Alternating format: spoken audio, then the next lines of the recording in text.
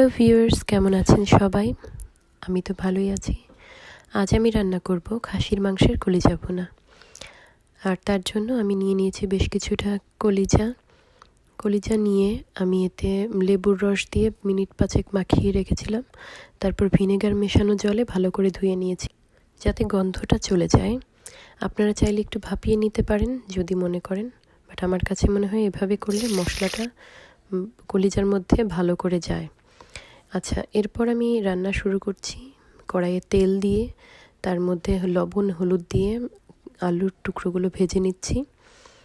এরপর আলুগুলো তুলে রেখে আমি এখন পেঁয়াজ দিয়ে দিলাম কড়াইয়ে, কুচি করা পেঁয়াজ, এবং এর মধ্যে একটু লবণ দিয়ে পেঁয়াজগুলোকে আমি লাল লাল করে ভেজে নেব।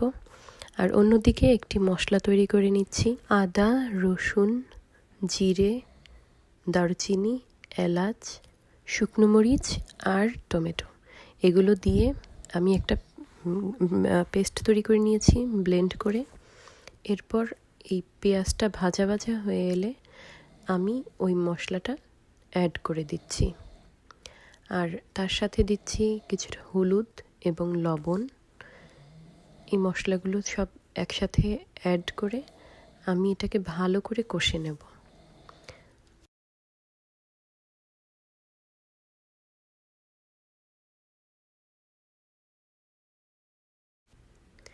এই তো আমার মশলাটা ভাজা ভাজা হয়ে এসেছে, এখন উপরে তেল উঠে এসেছে। এখন আমি এই মশলার মধ্যে দিয়ে দেব কলিজাগুলোকে দিয়ে ভালো করে মিশিয়ে নেব মশলার সাথে।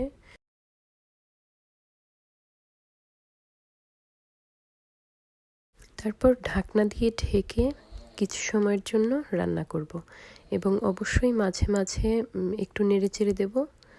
তারপর ভালো করে কষে আসলে তার সাথে অ্যাড করে দেব আগে থেকে ভেজে রাখা আলুগুলো, এবং তারপর সব মিশিয়ে আরও কতক্ষণ কষিয়ে নিচ্ছি।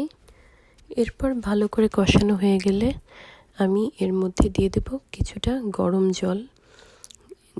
জল দিয়ে আরও কিছু সময় ভালো করে রান্না করে নেব। তো তারপর এই তো তৈরি হয়ে গেল খাসির মাংসের কলিজা ভুনা। আপনারাও ট্রাই করবেন এবং আমাকে জানাবেন কেমন লাগলো আপনাদের কাছে। বাই।